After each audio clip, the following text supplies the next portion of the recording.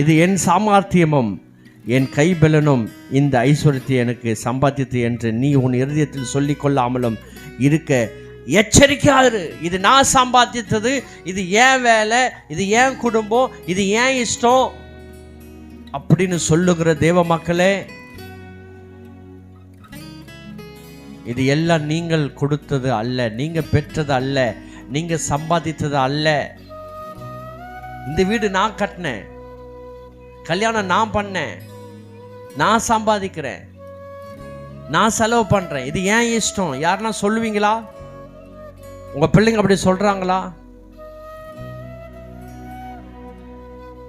ஒரே ஒரு உடம்புல ஒரு பீஸை பிடுங்கிட்டார்னா படுத்த படுக்கை தான். அநேகருக்கு பிரெயின் ஸ்ட்ரோக் வருது. என்ன தெரியுமா? மூளையில போற நரம்புகளுக்கு ரத்தம் போகாதபடிக்கு ஸ்ட்ரோக் வந்துடும், அடைப்பு ஏற்படும்.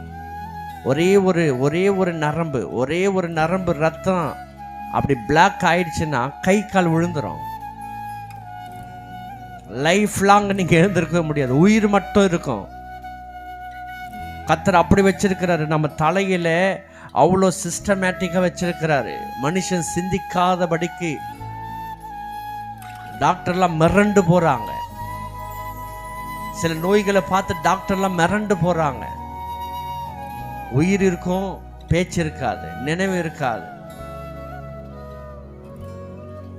சிஸ்டமேட்டிக்கா கடவுள் படைத்திருக்கிறார் மனுஷனை. ஒரே ஒரு நரம்பு தான், ஒரே ஒரு சின்ன நரம்பு ரத்தம் நின்று போயிடுச்சுன்னா உங்க ஆயுசு அவ்வளவுதான்.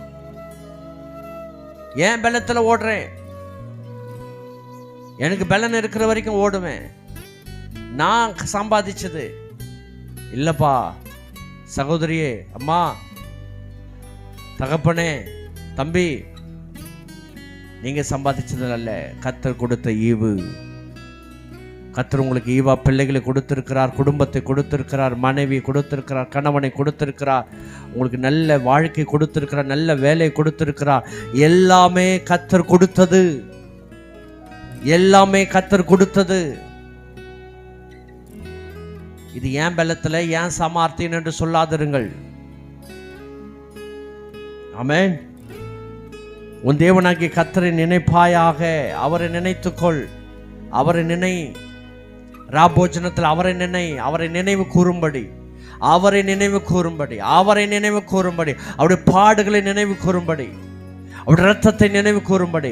எனக்காக சிந்தப்பட்டாரே, எனக்காக அடிபட்டாரே, இன்னைக்கு அவருக்காக நான் நின்று ஊழியம் செய்யணும், சுவிசேஷம் அறிவிக்கணும்,